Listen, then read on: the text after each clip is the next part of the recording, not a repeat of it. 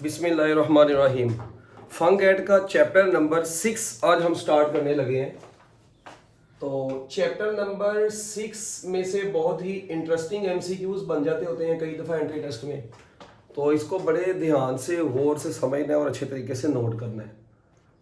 हमारे chapter number 6 का नाम है जी फ्लूइड डायनामिक्स। क्या नाम है? Fluid dynamics. अब हमें तो पहले तो ये पता होना चाहिए कि फ्लूइड क्या चीज़ होती है। अब हम लोगों ने ये बातें बचपन में भी कुछ इसकी पढ़ी होंगी। फ्लूइड क्या चीज़ है जी? हर वो चीज़ जो क्या कर सकती है, इजीली फ्लो कर सकती है, उसको क्या बोलते हैं? फ्लूइड बोलते हैं। Anything which can flow easily is called fluid. Anything which can flow easily, हर वो चीज जो क्या कर सकती है, इजीली फ्लो कर सकती है, वो क्या कहलाती है? फ्लूइड कहलाती है। क्या कहलाती है? फ्लूइड कहलाती है। अब ये फ्लूइड हम फिजिक्स के जिस ब्रांच में इसकी मोशन को स्टडी करते हैं, अगर फ्लूइड रेस्ट पर हो और अगर फ्लूइड बच्चों मोशन में हो, अगर फ्लूइड रेस्ट पर होता है तो हम ऐसी फ्लूइड की ब्रांच को बोलते हैं फ्लूइड स्टैटिस्टिक्स।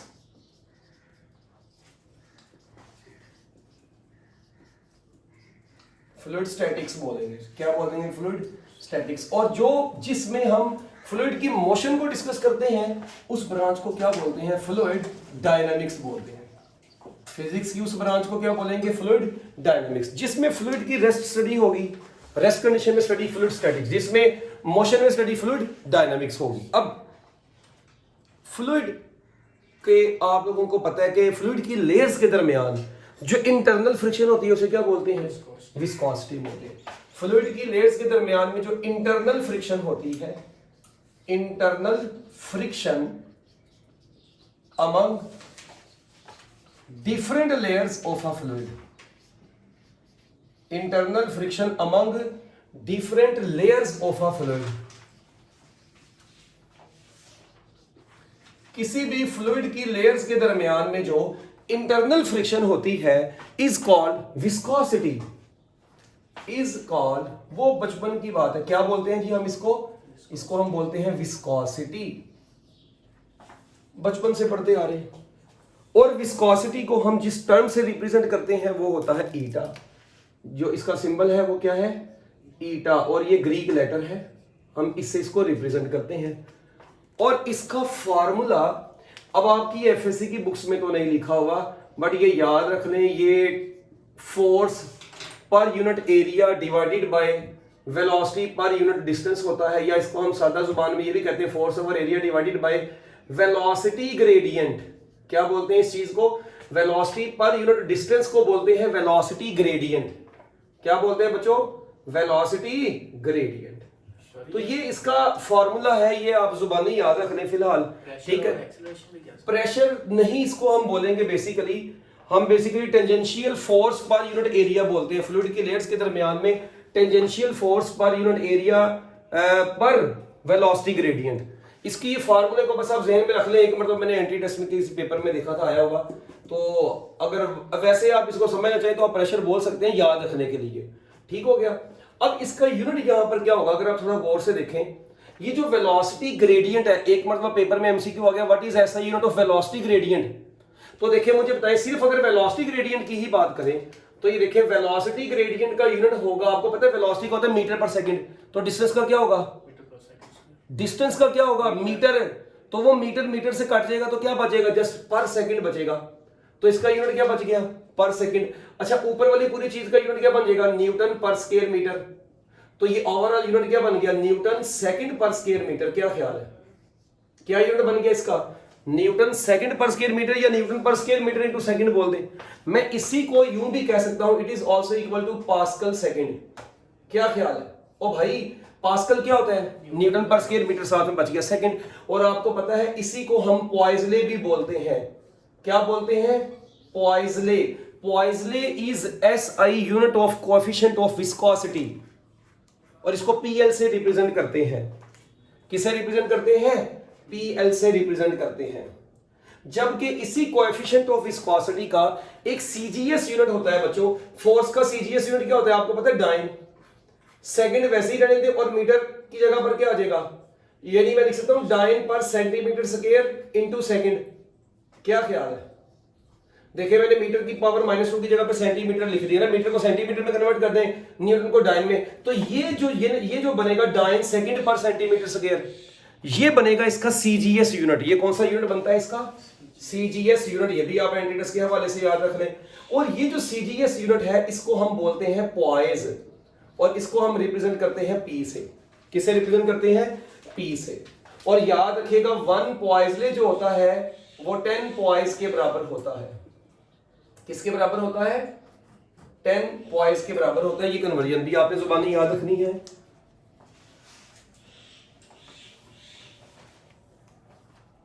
ओके हो गया? तो ये कोएफिशिएंट ऑफ विस्कोसिटी के बारे में कुछ बातें याद रखनी। फिर बुक में इसका टेबल भी बना हुआ है, ठीक है। उसके बाद आप लोगों ने ये कोएफिशिएंट ऑफ विस्कोसिटी का फार्मूला, इसके एसआई यूनिट्स। हाँ, अगर मैं इसकी डायमेंशंस की बात करूं तो भाई देखें, अगर मैं इसके एसआई बेस यूनिट निकालता हूं, पहले मुझे बताइए न्यूटन की जगह पर क्या लिखूंगा? न्यूटन पर स्केल मीटर की जगह पर, चलो न्यूटन लिख लो। न्यूटन की जगह पर किलोग्राम मीटर, एस की पावर -2, एस यहीं पे एम की पावर -2, तो मिलके क्या बन गया? किलोग्राम पर मीटर पर सेकंड। क्या ख्याल है? तो इसकी डायमेंशंस क्या बनेगी? ml -1 t की पावर -1, तो ये इसकी डायमेंशंस बन गई। तो कोएफिशिएंट ऑफ विस्कोसिटी की डायमेंशंस, इसके एसआई बेस यूनिट, ठीक है, और इसका सीजीएस यूनिट और इनकी कन्वर्जन, इनके फार्मूले, ये सारा कुछ आपको आना चाहिए। फिर यहीं से एक और बात बनती है कि कोएफिशिएंट ऑफ विस्कोसिटी जो होती है, विस्कोसिटी, ये याद रखिएगा बच्चों, लिक्विड्स के लिए, लिक्विड्स की कोएफिशिएंट ऑफ विस्कोसिटी का टेम्परेचर के साथ इनवर्स रिलेशन होता है। लिक्विड्स का टेम्परेचर बढ़ाने पर उनकी फोर्सेस जो होती हैं वो वीक हो जाती हैं और उनकी विस्कोसिटी, उनका गाढ़ापन वीक हो जाता है। तो टेम्परेचर के बढ़ाने से लिक्विड्स की विस्कोसिटी कम होती है। जबकि अगर गैसेस की बात करें तो गैसेस में मॉलिक्यूल्स क्योंकि टेम्परेचर बढ़ाने पर करीब करीब आ जाएंगे, अगर आपने किसी कंटेनर में गैस बंद की हुई है तो उनकी कोलिजन बढ़ जाएगी। तो हम कहते हैं टेम्परेचर का कोएफिशिएंट ऑफ विस्कोसिटी के साथ गैसेस के केस में डायरेक्ट रिलेशन है, जबकि लिक्विड्स के केस में क्या रिलेशन होता है? इनवर्स रिलेशन होता है। ये छोटी छोटी बातें भाईजान जिनको आप लोगों ने एमसीक्यूज के लिहाज से क्या करना है और क्या करना है? तैयार करना है। अब फिर उसके बाद हम एक टर्म पढ़ते हैं कि जब भी कोई ऑब्जेक्ट फ्लूइड में मूव करता है, अब कि कोई ऑब्जेक्ट जो फ्लूइड में मूव करेगा, वो फ्लूइड उसके रास्ते में एक रिटार्डिंग फोर्स लगाता है, जिसको हम क्या बोलते हैं? Drag force. An object moving through a fluid, an object moving through a fluid, an object moving through a fluid experiences, क्या करता है? Experiences a retarding force, जो जिसको हम क्या बोलते हैं? Called drag force. और बच्चों ऐसी फोर्स को हम क्या नाम देते हैं? ड्रैग फोर्स का नाम देते हैं। जब भी कोई ऑब्जेक्ट फ्लूइड में मूव करता है तो फ्लूइड उसके रास्ते में एक रिटार्डिंग फोर्स लगाता है, which is known as drag force. और इस ड्रैग फोर्स को हम स्टोक्स लॉ की मदद से मालूम करते होते हैं, और इसका फार्मूला होता है 6 पाई ईटा आर वी। अब ये ड्रैग फोर्स का फार्मूला बच्चों यहाँ पे आ गया 6 पाई ईटा आर वी। ये हम कहां से हासिल करते हैं? ये स्टोक्स लॉ से आया हुआ है, स्टोकीज लॉ भी इसको बोल दो, है, वहां से आया हुआ है। और अब इस फार्मूले की दो लिमिटेशंस है। एक ये कि एक तो ये लो स्पीड्स के लिए एप्लीकेबल होता है, और दूसरा ये कि सिर्फ और सिर्फ स्फेरिकल बॉडीज के लिए लगेगा, वो बॉडीज जिनका सिर्फ रेडियस होगा। तो अब यहां से नजर आ रहा है कि ड्रैग फोर्स का विस्कोसिटी के साथ डायरेक्ट रिलेशन है, ड्रैग फोर्स का बॉडी के रेडियस के साथ डायरेक्ट रिलेशन है, और ड्रैग फोर्स का जो भी बॉडी है उसकी स्पीड के साथ भी डायरेक्ट रिलेशन है। तो इसका मतलब अगर कोई फ्लूइड ज्यादा विस्कस होगा तो बच्चों उस फ्लूइड के अंदर जो ऑब्जेक्ट के ऊपर ड्रैग फोर्स लगेगी वो भी ज्यादा होगी। अगर जो, अब मैं कहता हूं जी हमारे पास दो ऑब्जेक्ट्स हैं, ठीक है, हमने एक फ्लूइड के अंदर उनको ड्रॉप कर दिया, एक बड़ा ऑब्जेक्ट है एक छोटा ऑब्जेक्ट है, यानी एक का रेडियस बड़ा है एक का रेडियस छोटा है, तो ड्रैग फोर्स किसके ऊपर ज्यादा लगेगी? जिसका रेडियस ज्यादा होगा ड्रैग फोर्स उसके ऊपर ज्यादा लगेगी। और जो ऑब्जेक्ट फ्लूइड में ज्यादा स्पीड से मूव करेगा ड्रैग फोर्स ज्यादा लगेगी। बॉडी की स्पीड कम होगी तो ड्रैग फोर्स कम लगेगी। तो ड्रैग फोर्स किन किन चीजों पे डिपेंड करती है? बॉडी के साइज पर, बॉडी की स्पीड पर, और जिस फ्लूइड में वो बॉडी मूव कर रही है उस फ्लूइड की विस्कोसिटी के ऊपर डिपेंड करती है ये ड्रैग फोर्स। ओके हो गया? फिर इसके बाद यहीं से अब मैं कह सकता हूं कि ड्रैग फोर्स की रेशो अगर निकालना चाहूं, अगर देखिए मैं आपको कहता हूं जी स्पीड सेम है और मीडियम सेम है, तो ड्रैग फोर्स की रेशो रेडियाई रेशो के बराबर आएगी। अगर रेडियाई और ईटा सेम बोल दूंगा, drag force ratio speed ratio के बराबर आएगी। तो यहां से ये वाले फार्मूलाज कुछ बन जाते हैं जो कि आप लोगों ने अच्छे तरीके से तैयार करने हैं। ओके हो गया भाई। अच्छा, अब फिर ड्रैग फोर्स के बाद बस इसकी दो लिमिटेशन है, वो लाजमी याद रखनी है। और जो विस्कोसिटी का टेबल है बुक में बना हुआ साइड पर, वो भी लाजमी आप लोगों ने पढ़ देना है। अब इसके बाद बच्चों देखें, अगर मैं आपको कहता हूं कि ऐसा हो कि लेट्स सपोज एक रेन ड्रॉप है, ये रेन ड्रॉप है, ये कोई भी ऑब्जेक्ट है। अच्छा, ये अपने वेट की वजह से किधर को आ रहा है, हवा में ऐसे इसको छोड़ दिया काफी हाइट से, ये अपने वेट की वजह से नीचे आ रहा है। जब इसको छोड़ेंगे हम, जहां से भी छोड़ेंगे, जब इसको छोड़ेंगे ये एयर में मूव करेगा, क्या एयर की ड्रैग फोर्स इसके ऊपर एक्ट नहीं करेगी? वेट इसका किधर को खींच रहा है, इसको नीचे को, जबकि एयर की ड्रैग फोर्स किधर को लगेगी, ऊपर को। तो नीचे आते आते एक वक्त ऐसा आ जाता है कि बच्चों इस ऑब्जेक्ट का वेट और इसके ऊपर एक्ट करने वाली ड्रैग फोर्स आपस में क्या हो जाती है, इक्वल हो जाती है। जिस पॉइंट पर ये वेट और ड्रैग फोर्स एक दूसरे के इक्वल हो जाते हैं, तो मुझे बताएं उस वक्त नेट फोर्स इस ड्रॉपलेट या ऑब्जेक्ट के ऊपर क्या हो जाएगी, जीरो। जब नेट फोर्स जीरो हो जाती है तो एक्सेलरेशन भी क्या हो जाता है, जीरो। तो क्या ये ऑब्जेक्ट हवा में लटक जाएगा? नहीं। जब एक्सेलरेशन जीरो हो जाएगा तो इसकी वेलोसिटी क्या हो जाएगी, यूनिफॉर्म या कांस्टेंट वेलोसिटी हो जाएगी। और इस यूनिफॉर्म या कांस्टेंट वेलोसिटी को हम नाम देते हैं टर्मिनल वेलोसिटी का। किसका नाम देते हैं भाई? टर्मिनल वेलोसिटी का नाम देते हैं। Maximum uniform velocity of a object falling vertically downward when magnitude of drag force becomes equal to weight of the body। Okay हो गया। और एक बात बहुत मशहूर एमसीक्यू कि during terminal velocity what is acceleration of the droplet या body, zero. Terminal velocity जब अचीव हो जाती है तो एक्सेलरेशन जीरो होता है, ठीक है। तो अगर मैं आप लोगों से कहूं कि टर्मिनल वेलोसिटी के दौरान एक्सेलरेशन जीरो हो गया, तो ड्रॉ करें जरा टाइम के लिहाज से टर्मिनल वेलोसिटी का ग्राफ। तो देखिए यहाँ पे सपोज करें टाइम गुजरता जा रहा है, यहाँ पे टर्मिनल वेलोसिटी है। तो भाई मेरी बात सुने, आप देखें शुरू में, हाँ ये देखें शुरू में क्या होगा, पहले तो आप देखें हमने वेलोसिटी और टी के दरमियान में ग्राफ ड्रॉ कर रहे हैं। अच्छा, अब ये देखें शुरू में क्या हो रहा है, उसकी वेलोसिटी बढ़ती जा रही है, बढ़ती जा रही है, बढ़ती जा रही है। एक वक्त आएगा कि वेलोसिटी क्या हो जाएगी, उसकी कांस्टेंट हो जाएगी। तो ये जो वेलोसिटी अब उसकी कांस्टेंट हो जाएगी, that velocity is known as terminal velocity. तो ड्यूरिंग टर्मिनल वेलोसिटी एक्सेलरेशन, मुझे बताएं इस केस में एक्सेलरेशन जीरो नहीं था, मगर जब ये टर्मिनल वेलोसिटी अचीव हो गई है तो इस हिस्से में इसका एक्सेलरेशन क्या हो गया है। तो टर्मिनल वेलोसिटी जब अचीव हो जाती है तो ड्रॉपलेट का एक्सेलरेशन जीरो हो जाता है। वेरी मशहूर एमसीक्यू। और इस टर्मिनल वेलोसिटी को कैलकुलेट करने के दो फार्मूलाज हैं हमारी किताब में। भाई कितने फार्मूलाज हैं? दो फार्मूलाज हैं। एक टर्मिनल वेलोसिटी का फार्मूला बनता है mg divided by 6 pi eta R. क्या फार्मूला बनता है? 6 पाई ईटा आर। वो टर्मिनल वेलोसिटी का एक फार्मूला बनता है 2 rho G R square divided by 9 eta. ये टर्मिनल वेलोसिटी के दो फार्मूलाज हैं। अब यहां पर बच्चे कहते हैं ये वाला फार्मूला कब यूज होगा? भाई ये वाला फार्मूला उस वक्त यूज होगा अगर आप ड्रॉपलेट के या ऑब्जेक्ट के मैस के साथ टर्मिनल वेलोसिटी को डील कर रहे होंगे। और ये उस वक्त यूज होगा अगर आप डेंसिटी के साथ डील कर रहे होंगे, ऑब्जेक्ट की डेंसिटी, और ये किसके साथ? मैस के साथ। तो अगर हम विद रिस्पेक्ट टू मैस देखें, अगर मैं कहता हूं बच्चों मैस इज कांस्टेंट, अगर मैं मैस को कांस्टेंट रखूं तो मुझे बताएं टर्मिनल वेलोसिटी का रेडियस के साथ क्या रिलेशन आएगा? क्लियरली नजर आ रहा है, इनवर्स रिलेशन आ रहा है। मगर अगर मैं डेंसिटी कांस्टेंट कंसीडर करूं तो बच्चों डेंसिटी अगर कांस्टेंट कंसीडर की जाए तो फिर टर्मिनल वेलोसिटी का रेडियस के स्क्वायर के साथ क्या रिलेशन है? डायरेक्ट रिलेशन है। तो ये बड़ी इंपॉर्टेंट चीज है, बट ये वाली चीज बहुत कम यूज होगी क्योंकि हमारा जो देसी फार्मूला है वो ये है। कौन सा है? ये वाला है। अगर आपको क्वेश्चन में कुछ भी मेंशन ना हो, वो आपसे कह दे जी ड्रॉपलेट का रेडियस अगर डबल हो जाए टर्मिनल वेलोसिटी के ऊपर क्या फर्क पड़ेगा, तो भाई आप ये वाला फार्मूला लगाएंगे। हाँ, अगर वो ये कह दे by keeping the mass constant if radius is changed, अगर मास का वर्ड क्वेश्चन में मेंशन हो गया तो ये वाला फार्मूला लगेगा और ये वाली बात। अगर कुछ भी मेंशन नहीं है तो फिर जनरल फार्मूला यही लगेगा। डन हो गया। अब यहां से ये इधर से एक और मशहूर एमसीक्यू निकलता है कि टर्मिनल वेलोसिटी की जो रेशियो होगी v1 ओवर v2 वो किसके बराबर होगी? r1 ओवर r2 का होल स्क्वायर। और हम ये भी कह सकते हैं कि r1 ओवर r2 किसके बराबर होगी? Under root terminal velocities v1 over v2। ये वेलोसिटी कौन सी है? टर्मिनल वेलोसिटी है। क्या ख्याल है? ओ भाई ओके। तो टर्मिनल वेलोसिटी के ये दोनों फार्मूलाज आप लोगों को अब आने चाहिए। वो है विद रिस्पेक्ट टू मैस और ये है विद रिस्पेक्ट टू डेंसिटी। बाकी देखें ईटा इसमें भी है, इसमें भी है, जी इसमें भी है, उसमें भी है। तो मेजर डिफरेंस एम और रो की वजह से आ रहा था। अच्छा, अब एक और यहां पे टर्मिनल वेलोसिटी का इसी में से, इस फार्मूले से एक फार्मूला और निकल आता है, Vt is equal to rho minus sigma G R square over 9 eta. Actual formula ये होता है, मगर एयर की जब बात करते हैं तो एयर के लिए ये सिग्मा 0 होता है, इस वजह से just 2 rho G R square over 9 eta formula आता है। एक्चुअल फार्मूला ये है।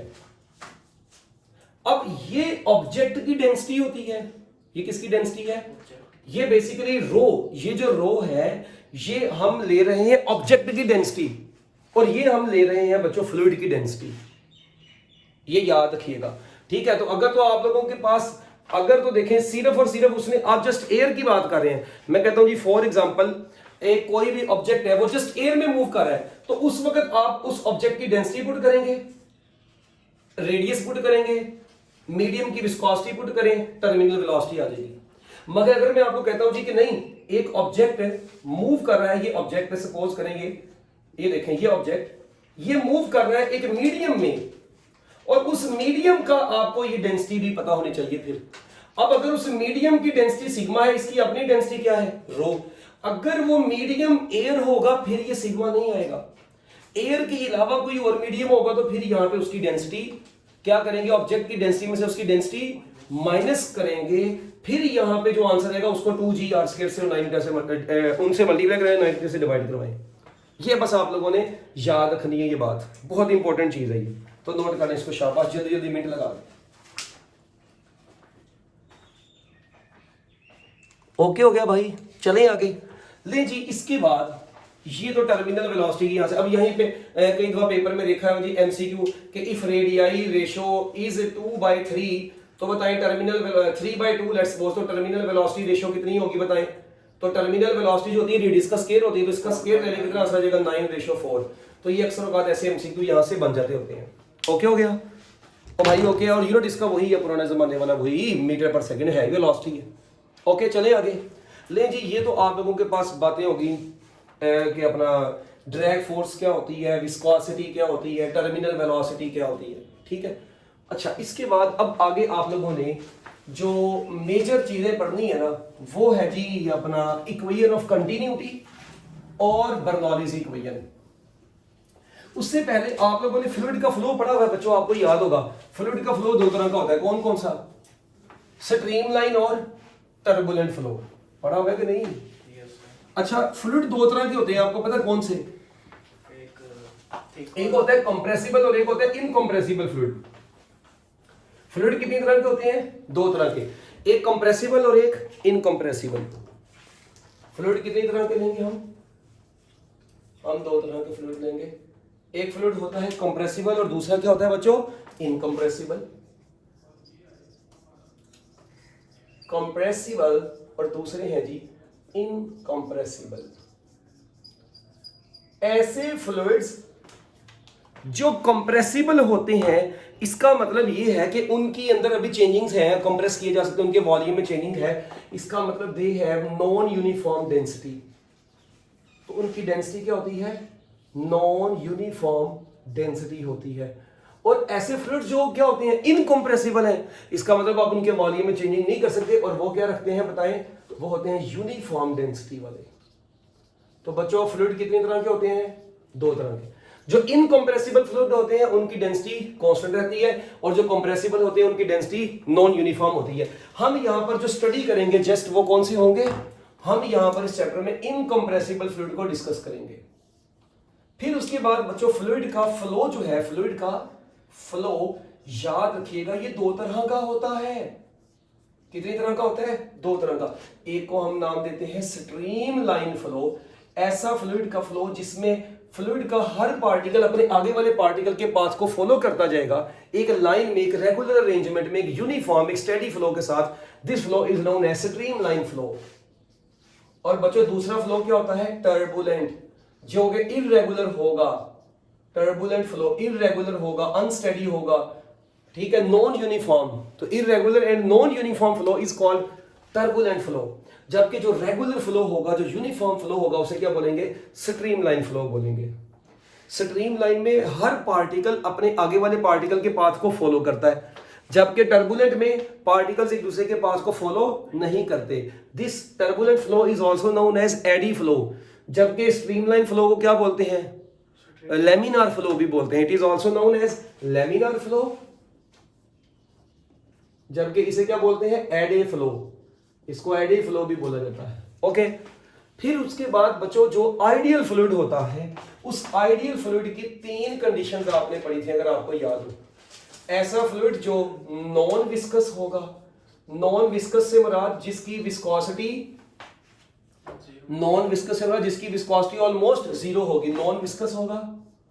जो इनकंप्रेसिबल होगा, the fluid which is incompressible, non viscous and steady flow यानी स्ट्रीमलाइन फ्लो होगा, ऐसा फ्लूइड क्या कहलाया करेगा? आइडियल फ्लूइड कहलाया करेगा। और ऐसा फ्लूइड क्यों इसको आइडियल इसलिए बोला है क्योंकि ये एग्जिस्ट ही नहीं करता, मगर हम अपनी कैलकुलेशंस के लिए बर्नौलीज इक्वेशन और इक्वेशन ऑफ कंटिन्यूटी की कैलकुलेशंस के लिए हम आइडियल फ्लूइड को ही चूज किया करेंगे। ठीक हो गया। अब इन फ्लूइड्स के ऊपर जब हमने अप्लाई किया law of conservation of mass, क्या अप्लाई किया? Law of conservation of mess.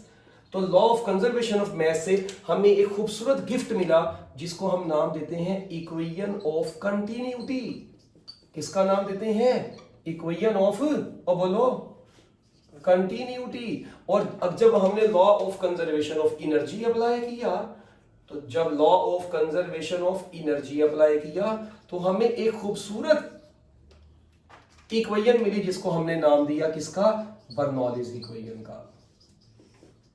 भाईजान किसका नाम दिया? बर्नौलीज इक्वेशन, और एक आगे इक्वेशन ऑफ कंटिन्यूटी। अब ये जो बर्नौलीज इक्वेशन या इक्वेशन ऑफ कंटिन्यूटी है, अब इसको देखते हैं। पहली तो बात, इक्वेशन ऑफ कंटिन्यूटी क्या है? इक्वेशन ऑफ कंटिन्यूटी में हम सबसे पहले तो हमने एक बात देख ली कि it is based upon law of conservation of mass, जबकि Bernoulli's equation law of conservation of energy as well as law of conservation of mass दोनों भी ओबे करती है। ये मैस के ऊपर भी ओबे करती है, बट हम बुक में क्या पढ़ते हैं? एनर्जी। अगर पेपर में अब ऑप्शन आ जाए जी बताएं, लिखा हो मैस एनर्जी बोथ, फिर आंसर किस पे लगाएंगे? बोथ। मगर अगर बोथ की ऑप्शन ना हुई तो फिर आपकी मजबूरी होगी कि आपने बेस्ट आंसर एनर्जी वाला ही लगाना है। ओके, अच्छा अब देखें, इक्वेशन ऑफ कंटिन्यूटी ये कहती है product of area of cross section of the pipe and speed of the fluid at any point along the pipe is equal to constant. यहां पे A area of the pipe है, V उस pipe में से flow करने वाले fluid की speed है। कहते हैं इसका प्रोडक्ट किसके बराबर रहता है? कांस्टेंट के बराबर रहता है। फिर अगर ये कांस्टेंट के बराबर रहता है, इस कांस्टेंट का यूनिट क्या होगा? देखें, एरिया का क्या होता है? मीटर स्क्वायर, स्पीड का क्या होता है? मीटर पर सेकंड। तो ये मिलकर क्या बन गया? Metre cube per second is SI, unit of, बताएं क्या? कांस्टेंट ऑफ बर्नौलीज अपना इक्वेशन ऑफ कंटिन्यूटी। और इसी को हम क्या बोलते हैं? वॉल्यूम फ्लो रेट भी बोलते हैं। और इसको हम बच्चों क्या बोलते हैं? वॉल्यूम फ्लो रेट या सिंपली फ्लो रेट भी बोलते हैं। और फिर इक्वेशन ऑफ कंटिन्यूटी में एक फार्मूला ये भी बनता है, rho a we is equal to constant. हम जब इसकी डेरिवेशन करते हैं उससे पहले rho a we is equal to constant भी आता है। इसमें कांस्टेंट के यूनिट क्या होंगे? हम निकालते हैं। रो तो डेंसिटी है, डेंसिटी का यूनिट क्या होता है? Kilogram divided by metre cube. और एवी का यूनिट अभी पढ़ के आए हैं क्या? Metre cube per second. तो मीटर क्यूब से कट गया, क्या बच गया? Kilogram per second. This is known as mass flow rate. और इसको प्यारे बच्चों हम क्या बोलते हैं? Mass flow rate. इनकी डेरिवेशन अब हमें जरूरत नहीं है इनकी डेरिवेशन की, वो तो आपने अपनी रेगुलर एफएससी में पढ़ी होंगी। तो rho a we is equal to constant में कांस्टेंट क्या है? Mass flow rate. A we is equal to constant में कांस्टेंट क्या है? Volume flow rate. ओके हो गया। तो मैस फ्लो रेट का यूनिट क्या होते हैं? Kilogram per second. यानी हम सादा जुबान में अब यहां पे ये कह सकते हैं कि A we is equal to volume over time. क्या ख्याल है? जबकि यहां पर density A we is equal to mass over time. और फिर मैं यहां पे ये भी कह सकता हूं कि वॉल्यूम किसके बराबर आ गया बच्चों? बोलो, एरिया स्पीड इनटू टाइम। क्या ख्याल है? नहीं ख्याल है? जबकि यहां पे मैस किसके बराबर आएगा बताएं? मैस बराबर आ गया density area speed into time के बराबर आ गया। तो अब क्वेश्चन आप स्टेटमेंट पढ़ के उसके मुताबिक, कई दफा ऐसा होता है आपको स्पीड निकालनी पड़ जाती है। मैं इसी फार्मूले में से मुझे बताएं, अगर मैंने स्पीड निकालनी हो तो फार्मूला क्या होगा? m divided by density area into time. क्या ख्याल है? तो क्वेश्चन की स्टेटमेंट्स को पढ़ के आपको आइडिया हो जाता था कि हमने क्या पुट करना है। ओके हो गया। फिर उसके बाद इसी से अगर हम बात चला रहे हैं तो आप लोग एक बात और याद रखें कि यहां पर हम a1v1 is equal to a2v2 भी बोल सकते हैं। अगर वो इक्वल है तो वो 1 और 2 की फॉर्म में भी तो इक्वल होगी। इसी तरह हम इसको भी क्या बोल सकते हैं, rho 1 a1v1 is equal to rho 2 a2v2। क्या ख्याल है?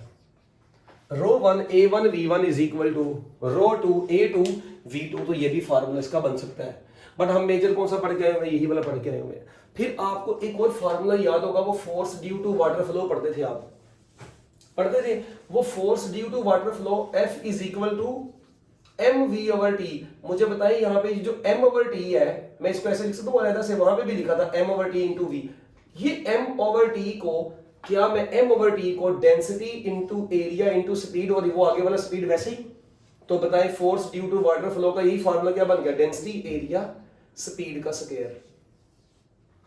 ये चैप्टर नंबर 3 में force due to water flow. मैं आपको कहता हूं भाई एक पाइप का एरिया भी आपको दे दूं, उस पाइप में से फ्लो करने वाले फ्लूइड की डेंसिटी भी दे दूं, उस फ्लूइड की स्पीड भी दे दूं, तो वो जो जाके सामने किसी भी चीज के ऊपर फोर्स लगाएगा वो इस फार्मूले से निकलेगी। ओके चलो नोट कर लो, शाबाश। इसको भी, ये भी एमसीक्यूज में कई दफा आया हुआ है। जल्दी जल्दी शाबाश, मिनट लगाओ।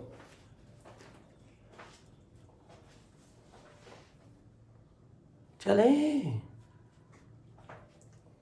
लो जी। इसके बाद इक्वेशन ऑफ कंटिन्यूटी में अगर मैं आपसे पूछूं वॉल्यूम फ्लो रेट की डायमेंशंस क्या होंगी, हाँ जी बताओ, तो इसकी डायमेंशन होगी L3T-1, जबकि मैस फ्लो रेट की डायमेंशन क्या होगी MT-1। ऐसे ही है और भाई ऐसे ही है। फिर इक्वेशन ऑफ कंटिन्यूटी में क्या अभी हम देख सकते हैं कि area is equal to constant divided by v। तो बच्चों मुझे बताएं एरिया का स्पीड के साथ या स्पीड का एरिया के साथ क्या रिलेशन बना, इनवर्स। अब मजे की बात, आपको पता है किसी भी सर्कुलर चीज का एरिया क्या होता है, पाई आर स्क्वायर। तो पाई को मैंने प्रोपोर्शनलिटी में लिख दिया क्योंकि वो कांस्टेंट होगा, बाकी मैंने लिख दिया आर स्क्वायर। मैं इसको ऐसे भी लिख सकता हूं, रेडियस की बजाय क्या लिख सकता हूं, डायमीटर भी लिख सकता हूं। तो जरा गौर से सुनिएगा, वो बाकी वो 4 रेडियस को डायमीटर में कन्वर्ट किया ना, 4 है वो प्रोपोर्शनलिटी में आ गया ना, क्योंकि कांस्टेंट में आ गया। हम वेरिएबल्स को देख लेते हैं। यानी कि यहां से एक चीज और सामने आई कि जिस पाइप का एरिया, जहां पाइप के जिस जगह पर एरिया ज्यादा होगा वहां पे स्पीड, जहां का रेडियस ज्यादा होगा वहां की स्पीड कम होगी, जहां का डायमीटर ज्यादा होगा वहां पे स्पीड कम होगी। यानी पाइप में जो रीजन वाइडर रीजन होगा, वाइडर रीजन में स्पीड ऑफ द फ्लूइड हमेशा कम हुआ करेगी as compare to narrow region. Narrow region में स्पीड ज्यादा हुआ करेगी, वाइड रीजन में स्पीड कम हुआ करेगी। ओके हो गया। अच्छा अब मैं आपको कहता हूं बच्चों, अगर मैं एरिया, किसी भी पाइप के एरिया को डबल कर दूं, अगर एरिया को क्या कर दें डबल, तो अगर एरिया को डबल कर देंगे तो स्पीड क्या हो जाएगी, हाफ हो जाएगी। इसी तरह अगर एरिया को हाफ कर देंगे तो स्पीड क्या हो जाएगी, डबल हो जाएगी। यानी एरिया का स्पीड के साथ क्या रिलेशन है, इनवर्स रिलेशन है। अगर मैं रेडियस को डबल कर दूं तो मुझे बताओ आर, ये 2 का स्क्वायर लेंगे तो क्या आएगा 4, यानी स्पीड 4 गुना कम हो जाएगी। तो अगर मैं आपसे पूछूं कि एक पाइप है, उस पाइप के का एरिया है a, उसमें से फ्लो जो कर रहा है फ्लूइड, उसकी स्पीड है v। अगर मैं उस पाइप का एरिया 2a कर दूं तो स्पीड कितनी हो जाएगी, कितनी हो जाएगी, अगर एरिया 2a कर दूंगा तो स्पीड v/2 हो जाएगी। अच्छा मगर अगर मैं उसी पाइप का रेडियस 2r कर दूं तो स्पीड v/4 हो जाएगी। वजह क्योंकि यहाँ पे स्क्वायर है, r का स्क्वायर लेंगे तो 4 आएगा, तो स्पीड 4 गुना कम हो जाएगी। क्या हो जाएगी, 4 गुना कम हो जाएगी। इसी तरह डायमीटर को भी डबल करेंगे तो स्पीड 4 गुना कम होगी। तो ये था भाईजान इक्वेशन ऑफ कंटिन्यूटी और टर्मिनल वेलोसिटी से रिलेटेड थोड़ी थोड़ी बातें। ओके हो गया। अब इसके बाद हम आगे चलते हैं बर्नौलीज इक्वेशन की तरफ। किसकी तरफ भाई, बर्नौलीज इक्वेशन। बर्नौलीज इक्वेशन में से बड़े कमाल किस्म के एमसीक्यूज आते हैं। तो हेडिंग बना ले बर्नौलीज इक्वेशन। ये जो लेट आए बाद में नोट कर देना, इसको बर्नौलीज इक्वेशन लिखो पहले। अब ये छोड़ दो, इसके लिए 2 जगह छोड़ दो। बर्नौलीज इक्वेशन लिखो, उधर बैठे नहीं, वो क्लास में। पूछ लेते, मैं बिलाल को बता के आया था। उसको मैंने बताया सामने से गुजर के आया हूँ, उसको भी नहीं पता। नहीं नहीं, आपने से पूछा था कि क्लास कहाँ पे हो रही है। मैं बाद में आधे घंटे बाद जाकर पूछा क्लास हो रही है सर क्यों नहीं आए, वो कहते पीछे हुई है। अच्छा चलो कोई नहीं, रिकॉर्ड हो गया। हाँ जी बर्नौलीज इक्वेशन में सबसे पहले नंबर पे हमने ये देखना है कि ये किसके ऊपर बेस करता है, law of conservation of energy के ऊपर बेस करता है। पहली बात तो ये कि किसके ऊपर बेस करता है, law of conservation of energy. फिर इस इक्वेशन की जब डेरिवेशन की गई तो हमने देखा pressure plus kinetic energy divided by volume plus potential energy divided by volume is equal to constant. Pressure plus kinetic energy over volume plus potential energy over volume किसके बराबर होता है, एक कांस्टेंट के बराबर होता है। इसको हम जब मजीद सिंपलीफाई करते हैं तो ये भी बनता है, काइनेटिक एनर्जी की जगह पे अगर मैं 1/2 mv² लिख दूं तो वो m ओवर वॉल्यूम क्या बन जाएगा, डेंसिटी बन जाएगी। तो फार्मूला हो जाएगा 1/2 rho we square plus potential energy की जगह पे mgh लिखूं तो m ओवर वॉल्यूम क्या बनेगा, डेंसिटी। तो फार्मूला हो जाएगा rho ji H is equal to constant. तो बर्नौलीज इक्वेशन का ये जो फार्मूला है ना सर जी, ये आपकी सेहत के लिए बहुत ही जरूरी है। P plus 1/2 rho we square plus rho ji H is equal to constant. अब बच्चे कहते हैं सर जी ये तीनों ये kinetic energy per unit volume, potential energy per unit volume, ये तीनों प्रेशर है। ये मैंने आपको चैप्टर नंबर 1 में भी बताया था। ये पहला वाला जो P है इसको क्या बोलते हैं, स्टैटिक प्रेशर। ये वाला डायनामिक प्रेशर और ये वाला प्रेशर विद डेप्थ। ये तीन तरह के प्रेशर है। स्टैटिक प्रेशर ये वॉल्स के साथ होता है, डायनामिक प्रेशर फ्लूइड की मोशन की वजह से होता है, और हम चैप्टर का नाम ही फ्लूइड डायनामिक्स पढ़ रहे हैं, मोशन ऑफ फ्लूइड, और रो जीएच उसकी डेप्थ की वजह से होता है। तो ये तीन तरह के प्रेशर्स का सम एक कांस्टेंट के बराबर होता है। फिर आपको पता है इसके यूनिट भी, kinetic energy per unit volume के यूनिट भी वही होते हैं जो प्रेशर के होते हैं, potential energy per unit volume के यूनिट भी वही होते हैं जो प्रेशर के होते हैं, इस कांस्टेंट के यूनिट भी वही होते हैं जो प्रेशर के होते हैं। तो ये तो वो बातें थी जो यूनिट के हवाले से थी। अच्छा, अगर सर जी इस इक्वेशन में मैं तीन बातें करने लगा हूं, आप इसकी एप्लीकेशन पढ़ते थे ना डिराइव करके, हमें डिराइव की जरूरत नहीं है। ये देखें, अगर P कांस्टेंट हो जाए, अगर V कांस्टेंट हो जाए, या अगर H कांस्टेंट हो, लो जी हम, क्योंकि देखिए आपको पता है बर्नौलीज इक्वेशन हमें किस चीज के बारे में रिलेशन बता रही है, प्रेशर, स्पीड एंड डेप्थ या हाइट ऑफ द फ्लूइड के साथ ये प्रेशर, स्पीड और हाइट को रिलेट करती है। क्या करती है, प्रेशर, स्पीड और उसकी डेप्थ को, फ्लूइड की डेप्थ को या हाइट को रिलेट करती है। अगर P कांस्टेंट होगा तो मैं इसको डायरेक्ट लिखने लगा हूं 1/2 rho we square is equal to rho ji h आएगा। अब तुम लोगों में से कई न्यानों ने ये सोचना है कि ये क्या मतलब, ये तो उधर जाके माइनस नहीं होगा। आ रहा है ना ज़हन में, मेरी बात सुने। असल में आपको अगर याद हो ना, हम इसको 1 और 2 की फॉर्म में लिखते होते थे। किसकी फॉर्म में लिखते होते थे, 1 की फॉर्म में और 2 की फॉर्म में। P1 प्लस 1/2 रो V1 का square plus rho GH1 is equal to P2। जब वो P1 और P2 क्या होंगे, सेम होंगे, तो वो उधर वाला कट जाएगा तो P खत्म हो जाएगा। यानी कि ये इक्वेशन ये बनेगी 1/2 रो V1 का स्क्वायर जमा rho GH1 is equal to 1/2 rho V2 का स्क्वायर प्लस रो GH2। अब हम क्या काम करते हैं, इसको उधर ले जाएं, इसको इधर ले जाएं, तो 1/2 रो कॉमन आएगा, अंदर बन जाएगा V2 का स्क्वायर माइनस V1 का स्क्वायर, और इधर क्या बन जाएगा रो GH2 माइनस H1। मैं H2 माइनस H1 को H बोलता हूं, इन दोनों वेलोसिटीज के स्क्वायर को एक ही वेलोसिटी का स्क्वायर बोल देता हूं, तो देसी फार्मूला बन जाएगा 1/2 rho V square is equal to 2G rho GH। अब मुझे बताएं, क्या ये रो इस रो से कट गया, तो V स्क्वायर बराबर आ गया 2GH और V इज इक्वल टू आ गया √2GH। क्या ये रिलेशन जो डिराइव हुआ है आपको पता है, इसको हम बोलते थे टोरेसिलीज थ्योरम से निकाली गई स्पीड ऑफ इफ्लक्स। ये टोरेसिलीज थ्योरम आप पढ़ते थे, और ये हम स्पीड को बोलते हैं स्पीड ऑफ इफ्लक्स। अभी मैं इससे रिलेटेड आपको एमसीक्यूज करवाता हूं कमाल किस्म के। ये है स्पीड ऑफ इफ्लक्स। बस इसमें एक चीज का ख्याल रखना है, स्पीड ऑफ इफ्लक्स के फॉर्मूले में ये जो H होती है, ये हाइट अबव द ओरिफाइस होती है, अबव द होल, जिस होल से फ्लूइड बाहर निकल रहा है उस होल से ऊपर की हाइट ही होती है। कौन सी हाइट होती है, ऊपर की हाइट होती है। अच्छा, अगर स्पीड कांस्टेंट होगी बच्चों मुझे बताएं, अगर स्पीड कांस्टेंट हो जाएगी तो उस वक्त ये प्रेशर बराबर आ जाएगा जस्ट रो जी एच के। और इसको हम, आपको याद होगा हम 9th क्लास में ही पढ़ के आए थे, प्रेशर विद डेप्थ का टॉपिक पढ़ा था, P equal to rho ji H, proof भी किया था। ये हमारे आखिरी न्यूमेरिकल में भी इस्तेमाल होती है ये। अगर स्पीड कांस्टेंट होगी ना यार तो सिर्फ P और रो जी एच वाला फैक्टर बचेगा। क्या ख्याल है? ऐसे ही है। अच्छा, फिर इसके बाद अगर हाइट कांस्टेंट होगी तो क्या बन जाएगा? तो फिर P इज इक्वल टू क्या बचेगा? 1/2 रो V का स्क्वायर।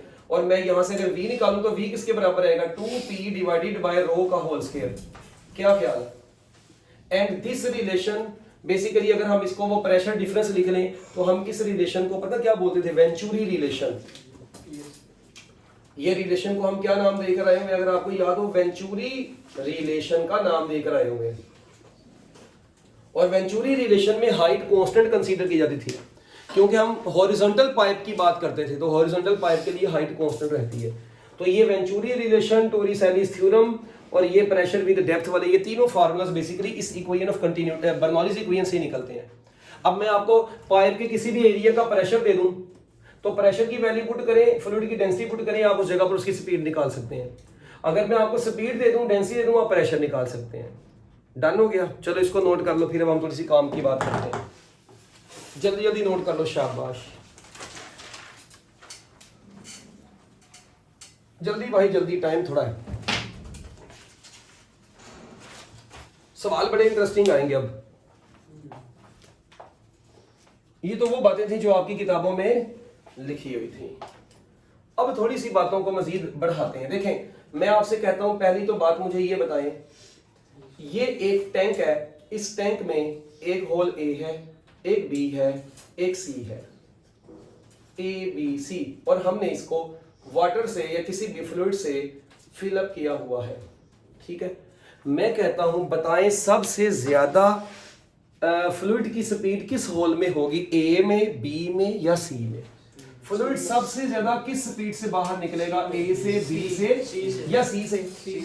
क्यों? प्रेशर सबसे ज्यादा आएगा। अच्छा, आप बजाय प्रेशर बोलने के ना आप ये बोलें कि देखें, इस ऑरिफाइस की हाइट टॉप से देखनी है आपने, टॉप से ज्यादा है, इसकी कम, इसकी और कम, और स्पीड ऑफ इफ्लक्स जो है वो अंडर रूट एच के डायरेक्टली प्रोपोर्शनल है।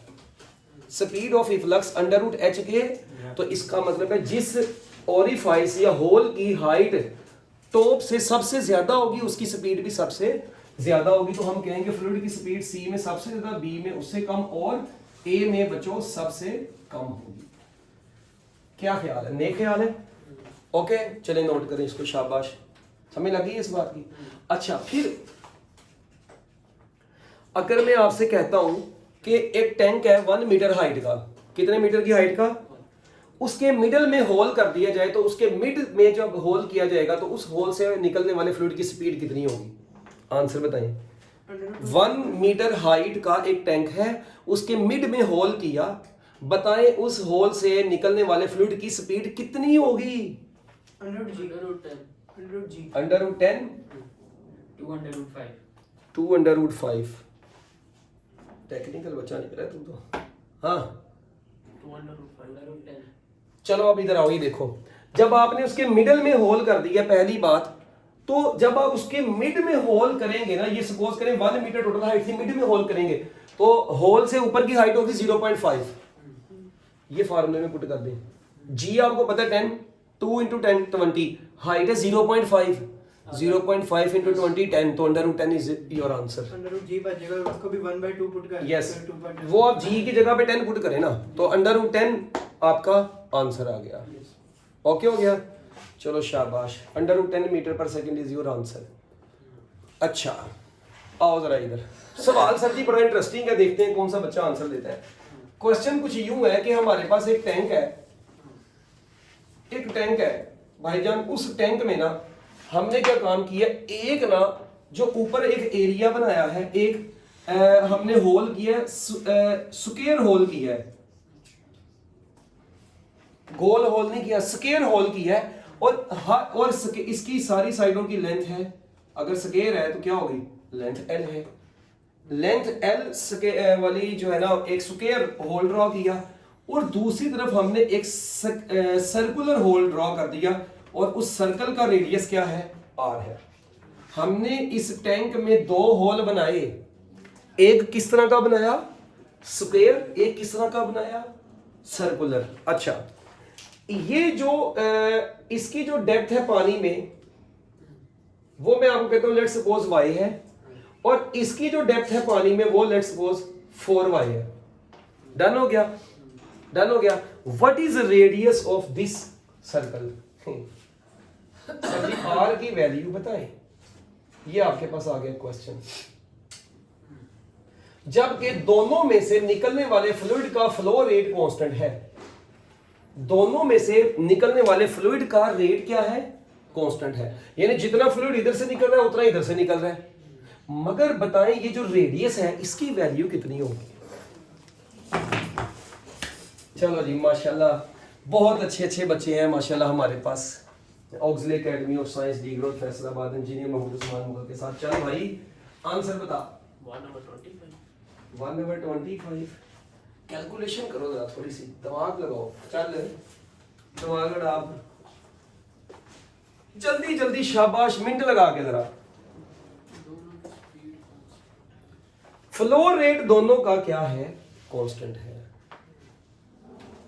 मैंने स्पीड से नहीं बोला, फ्लो रेट बोला है। जरा अल्फाज पे गौर करें। 16 में अब ना जब ये सवाल मैंने किसी एंट्री टेस्ट के पेपर में देखा, ठीक है, तो हो रहा सोल नहीं ना हो रहा, पता ही नहीं चल रहा करना क्या है। मगर अल्लाह ताला ने आपको अकल दी है, बस आपने अकल का इस्तेमाल करना है। जब मैंने बोल दिया फ्लो रेट कांस्टेंट है, इट इज अंडरस्टूड के A1 V1 is equal to A2 V2। क्या ख्याल है? ये अंडरस्टूड है कि A1 V1 is equal to A2 V2। तो लगा सकता हूं कि नहीं? यार लगा सकता हूं, हक है मुझे लगाने का। अच्छा, अब A1 कितना होगा? इसको मैं 1 कहता हूं, इसको मैं 2 कहता हूं, ठीक है। चलिए मुझे बताएं A1 कितना होगा? स्क्वायर है, स्क्वायर का एरिया कितना होगा, L स्क्वायर। अच्छा, स्पीड कितनी होगी? मैं लिखने लगा √2GY। अब देखते हैं, अब कैलकुलेट करते हैं। इधर देखें, ये आ गया ना, इसकी डेप्थ कितनी है y, तो मैंने स्पीड ऑफ इफ्लक्स का फार्मूला लिख दिया, स्पीड ऑफ इफ्लक्स √2GH। क्या ख्याल है? तो h अबव द ओरिफाइस कितनी है, y है, लिख दी। अच्छा, फिर इज इक्वल टू, हाँ जी, स्फीयर का, ये सर्कल का एरिया क्या होता है, पाई r स्क्वायर। अच्छा, अब ये आ गया इसका, और अंडर रूट में आएगा 2g नहीं आएगा 8GY लिख रहा हूं। कि बच्चा वजह बता सकता है? क्योंकि अंडर रूट 2GY होने तो वो 4y जब उससे मल्टीप्लाई होगा तो 8GY बन जाएगा। झूले लाल भाई बलाल। अब देखिए जरा है, अब बताओ क्या करेंगे इसको। अब थोड़ा सा दिमाग चलाएं। मैं 8 को लिख सकता हूं 2√2। मैं 8 को लिख सकता हूं 2√2। तो देखें ये L स्क्वायर बराबर आ जाएगा पाई r स्क्वायर इंटू 2। नहीं समझ लगी होनी किसी को? देखें ये मैं लिख सकता हूं 2√2GY। वो √2GY इससे कट जाएगा तो इधर सिर्फ क्या बचेगा, 2 बचेगा।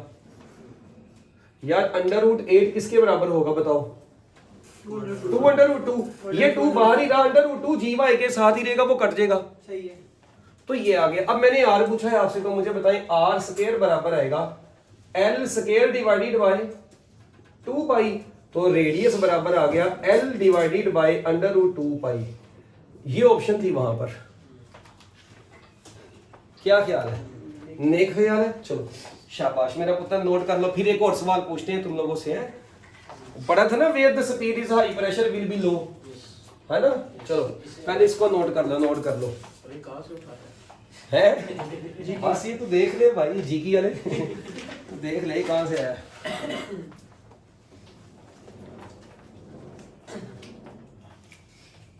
हाँ जी, अकलमंद लोग नहीं, मतलब आप ये कह लें कि उधर का जो एंट्री टेस्ट होता है ना वो थोड़ा कॉन्सेप्चुअल होता है ज्यादा। तो वो टेक्निकल बच्चे, ए लेवल वाले बच्चे, ये वो ऐसे बच्चे जाते हैं, ठीक है, वो क्लियर करते हैं। हालांकि ये मुश्किल नहीं था। ये कौन सी दुनिया में बैठे हुए, ये मुश्किल था? मुश्किल तो था ही नहीं है। हाँ बस ये थोड़ा सा कंफ्यूजन वाला था कि जिसमें बंदा कहता कि है, बंदा जब 3.5 लाइनों की स्टेटमेंट देखता है ना तो बंदा कहता लो जी फारग है। ये नहीं होना, जब वहीं पे हिम्मत आ जानी फिर क्या होना है। थोड़ा सा टेक्निकली सोचो, सोल्व हो जाएगा। अच्छा अब देखें, फिर एक क्वेश्चन मैंने देखा है पेपर में, ये दो बॉल्स हैं, एक दूसरे से थोड़े से डिस्टेंस के ऊपर लटकाई हुई हैं, और इनके दरमियान में से अगर बहुत तेजी में एयर गुजारी जाए, बहुत स्पीड में एयर गुजार दें, इनके दरमियान में से बहुत स्पीड में एयर गुजारें, तो ये बॉल्स क्या करेंगी? अट्रैक्ट हो जाएंगी, रिपेल हो जाएंगी, या वहीं पे रहेंगी? दरमियान से के साइडों से? नहीं नहीं, इनके दरमियान में से एयर गुजारी है, पास आ जाएंगी। करीब आ जाएंगी। क्यों? क्योंकि वहाँ प्रेशर यस, क्योंकि देखिए जब आप बहुत हाई स्पीड इनके दरमियान में से गुजारेंगे तो स्पीड हाई हो जाएगी, तो प्रेशर क्या हो जाएगा? जबकि साइडों पर स्पीड लो है, प्रेशर क्या हाई, तो ये इधर से भी प्रेशर हाई, इधर से भी हाई, तो ये मिलके हो गया हो हाई। क्या ख्याल है? तो भाई इनकी टक्कर हो जाएगी, ये अट्रैक्ट करेंगी दो बॉल्स एक दूसरे को। ठीक हो गया? ये आया था वहां पे? अच्छा सही हो गया। इसके बाद भाई एक और बात, सवाल बड़ा इंटरेस्टिंग है, सवाल है बड़ा इंटरेस्टिंग, ये रेज कर दूं? अच्छा जी, सवाल ये है, ये एक टैंक है, इस टैंक की टोटल हाइट है h, टोटल हाइट कितनी है? h। इसमें हमने कर दिया एक होल, उस होल से ऊपर की हाइट कितनी है? Small h। इस होल से ये हमने इसमें लिक्विड भर दिया है, ठीक हो गया। इस होल से जो फ्लूइड बाहर निकलेगा, आप मुझे बताएं उसकी स्पीड कितनी होगी? फिर ये सपोज करें ये जमीन के ऊपर था, टैंक ऐसे पड़ा हुआ है ऐसे, इस होल में से निकलने वाले फ्लूइड की स्पीड कितनी है? ये फ्लूइड जब यहां पे निकला तो ये आके जमीन से टकराया, उसने आने में कितना टाइम लिया और कितना इसने हॉरिजॉन्टल रेंज कवर की, कितना इसने डिस्टेंस कवर करना है कि जहां पे पाइप से निकलने यहां से होल से लेकर जमीन तक जब जाके टकराएगा तो कितना डिस्टेंस कवर करके गया ये फ्लूइड। ये भी सवाल सर जी कई दफा पेपर में आए हैं, जीकी वाले होश कर दो। v is equal to under root 2gh। Okay, ये तो स्पीड आ गई। फिर उसके बाद लगाएं यार, बताएं, थोड़ा सा करें कैलकुलेशन खुद से, थोड़ा दिमाग चलाओ भाई, बंद नहीं लगाया, देखिए जरा। हाँ जल्दी जल्दी जल्दी, शाबाश झूले लाल भाई बिलाल, होश में यार, जल्दी जल्दी शाबाश, मिनट लगाओ, मिनट।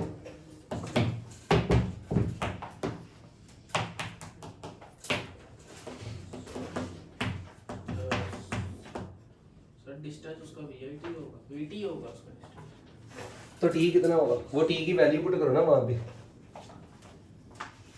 चलो आओ इधर यार, मैं करता हूं फिर। वो आप, मुझे पता है माशाल्लाह बड़े समझदार लोग हैं, इंटेलिजेंट बच्चे हैं। सर जी स्पीड का तो फार्मूला हो जाएगा वो स्पीड ऑफ फ्लक्स वाला, अंडर रूट 2g, और हाइट अबव द ओरिफाइस है h।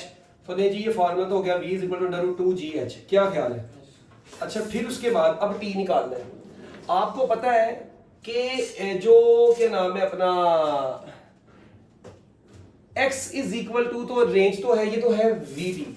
आपने एक फार्मूला पढ़ा था y इज इक्वल टू 1/2 का स्क्वायर। क्या आप इसको थोड़ी देर के लिए पैराबोला कंसीडर कर, वो प्रोजेक्टाइल कंसीडर कर सकते हैं? तो प्रोजेक्टाइल में ये जो चीज है, मुझे बताएं ये जो चीज है, क्या मैं इसको h माइनस एच लिख सकता हूँ? हाय हाय, ये वाली h माइनस एच। तो मैं इधर y की जगह पर लिखता हूँ h minus H is equal to 1/2 का स्क्वायर वैसे ही रहने दें। ये 2 उधर चला गया तो बन गया 2 into H minus H is equal to का स्क्वायर। तो बताओ जरा यहाँ से t किसके बराबर आ जाएगा? डायरेक्ट लिख रहा हूँ 2 into H minus h divided by g. अलो जी, लो जी, क्या ख्याल है? तो अब यहां की हाइट पुट करें और उसको 2 से मल्टीप्लाई करवा के g से डिवाइड करवा के अंडर रूट लें, आपके पास टाइम आ जाएगा। अब रह गया कौन? हॉरिजॉन्टल डिस्टेंस निकालना। इसका फार्मूला होता है v into t, x is equal to vt। मुझे बताएं v कितना है? Under root 2gh। ओके, और t कितना है? 2h minus h divided by g। Okay जी, चलो बताओ जी। हाँ क्या करेंगे? ये भी g अंडर रूट में, वो भी g अंडर रूट में, कट जाएगा। पहली बात तो ये होगी। अच्छा अब अंदर क्या बच गया जी? ये तो g से कट गया। अच्छा मैं इसको ऐसे लिख दूं, अंडर रूट में अंडर रूट एक अंडर रूट बनाते हैं पहले। 2 इंटू 2 कितना हो जाएगा? दोनों को सारों के एक अंडर रूट में लिख लें, 4gh h माइनस h नीचे आ गया g, सबको एक अंडर रूट में लिख लो ना। अब 4 का अंडर रूट होगा 2, ये g से कर देगा तो 2 अंडर रूट में आएगा h into h minus h। क्या ख्याल है? नेक ख्याल है? चलो जी शाबाश।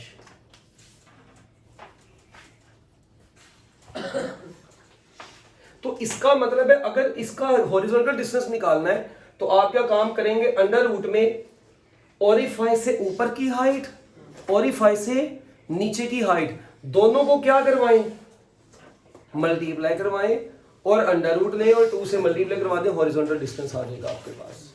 ओके हो गया।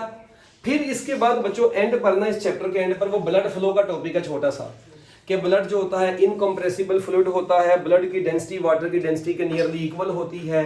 फिर आप लोग वो पढ़ते हैं blood vessels are not rigid, पढ़ा था ये सारी बातें। फिर जो ब्लड प्रेशर की मेजरमेंट करते हैं वो जो यूनिट होता है टॉर होता है, और 1 टॉर बराबर होता है 133.3 न्यूटन पर स्क्वायर मीटर के। फिर ब्लड प्रेशर की मैक्सिमम वैल्यू को बोलते हैं सिस्टोलिक प्रेशर जो 120 टॉर होती है, और मिनिमम वैल्यू को क्या बोलते हैं, डायस्टोलिक प्रेशर जो कि किसके बराबर होता है 75 टू 80 टॉर होता है। ओके हो गया। फिर आप लोगों को ये भी पता है कि ब्लड प्रेशर की मेजरमेंट के लिए हम जो यूज करते हैं वो स्फिग्मोमैनोमीटर यूज करते हैं, और हार्ट बीट्स की डिटेक्शन के लिए हम वो डॉक्टरों ने कानों में हैंड फ्री लगाई होती जिसको क्या बोलते हैं, स्टेथोस्कोप बोलते हैं, वो इस्तेमाल करते हैं। और सिस्टोलिक प्रेशर के ऊपर प्रेशर क्योंकि वेसल्स के ऊपर ज्यादा होगा, वेसल्स के ऊपर प्रेशर क्या होगा, क्योंकि सिस्टोलिक है हाई प्रेशर, तो हाई प्रेशर के ऊपर ब्लड का फ्लो टर्बुलेंट होता है, सिस्टोलिक प्रेशर के ऊपर ब्लड का फ्लो टर्बुलेंट होता है, और डायस्टोलिक प्रेशर के ऊपर ब्लड का फ्लो लेमिनारी होता है। तो ये कुछ बातें हैं जो कि आखिरी टॉपिक के अंदर से आप लोगों ने अच्छे तरीके से करनी है। बाकी वो जो आप बॉल नहीं पढ़ते थे, वो बॉल की स्विंग करने वाला बर्नौलीज इक्वेशन वाला, उसको बोलते हैं मैग्नस इफेक्ट, मैग्नस इफेक्ट। अब पेपर में एक मतलब एमसीक्यू है, which of the following is not application of Bernoulli's equation. अब ऑप्शन लिखी हुई थी बीच में, मैग्नस इफेक्ट भी लिखा हुआ था, बच्चे कहते पता नहीं ये मैग्नस इफेक्ट क्या चीज है। वो बॉल जब स्विंग कर जाती है अपनी असल डायरेक्शन से हट जाती है बर्नौलीज इक्वेशन की बदौलत, हम उस इफेक्ट को क्या बोलते हैं, मैग्नस इफेक्ट बोलते हैं। उसकी एप्लीकेशन है एरोप्लेन वाली भी, uplifting of aeroplane Bernoulli's equation की एप्लीकेशन है, मैग्नस इफेक्ट बर्नौलीज इक्वेशन की एप्लीकेशन है। दो बोट्स जा रही हैं, अगर वो पैरेलल डायरेक्शन में जाएंगी पानी में तो उनकी टक्कर हो जाएगी बर्नौलीज इक्वेशन के मुताबिक, ठीक है। जो उसके बाद carburettor of car engine, Bernoulli's equation की एप्लीकेशन। तो ये इस तरह बर्नौलीज इक्वेशन की जो एप्लीकेशंस हैं वो आप लोगों ने इनको बस एक बार बुक से पढ़ लेना है। ओके हो गया जी। लो जी, ये था आप लोगों का चैप्टर नंबर 6 का एंट्री टेस्ट के हवाले से छोटा सा चैप्टर जो कि खत्म हो चुका है। अल्लाह हाफिज। इससे तो सीधी नहीं जाती।